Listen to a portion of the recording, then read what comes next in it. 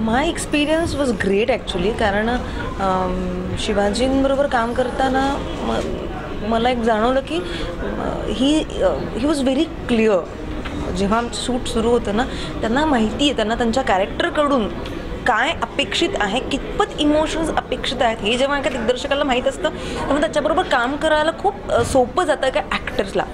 कारण मला आठवतात काही सीन्स की म्हणजे अगदी सुरुवातीला पहिल्या एक दिवसांमध्ये की थोडेसे ना असे अश्रू असे आले होते माझ्या डोळ्यात एका सीन करताना. मुलाला समजवण्याचा सीन होता, त्यांनी कट केला. म्हटलं नाही, मला माझं कॅरेक्टर हे नाही की ती रडत बडत बसणारी बाई नाही.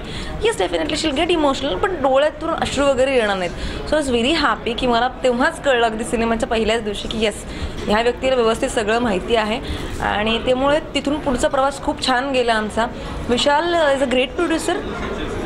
सगळ्यात पहिलं म्हणजे की त्याने हा सिनेमा प्रोड्यूस करायचं धाडस केलं. कारण they are very few people त्यांना उगाच जसं वाटत राहतं की नाही आर्ट सिनेमा वगैरे वगैरे, असं काय नाही ॲक्च्युली.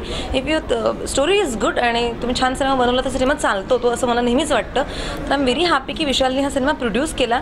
आणि अजून एक त्याची छान गोष्ट ही होती की तो सेटवर कधी येऊन त्याने इंटरफिअर नाही केला.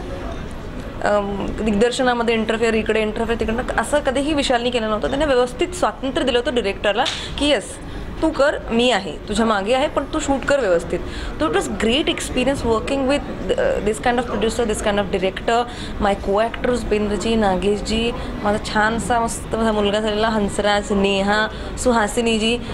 इट वॉज मस्त एक छान अनुभव आणि असं छान छोटंसं कुटुंब झालं होतं आमचं. आणि असं हसत खेळत छान शूटिंग झालं.